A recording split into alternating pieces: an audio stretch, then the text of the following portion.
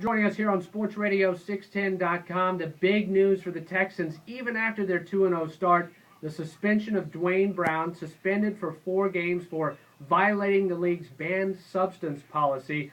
Not a good sign for the Texans. With the Cowboys coming in, DeMarcus Ware, their great pass rusher, the Texans will move Rashad Butler into their starting lineup as the starting left tackle, protecting Matt Schaub's blind side. A tough chore for the Texans and Rashad Butler, and a black eye to some degree for Duane Brown. And the franchise, no question about it. You lose the guy who's protecting the blind side of the quarterback who threw and completed more passes than any other quarterback in the league last year and threw for more yardage, obviously, as well. It's a big deal when you lose that blindside protector. Rashad Butler is experienced, although he's never started a game in his NFL career. For the past few years, he's had the confidence of the coaches that he could fill in at either tackle spot. So I don't know if there's going to be a huge drop-off, combined with the fact that I'm not sure Duane Brown is necessarily considered an elite left tackle, but there's a lot of communication involved among offensive linemen. And as Greg Cook, who's part of our on-air lineup and had spent 11 years in the trenches, mentioned to us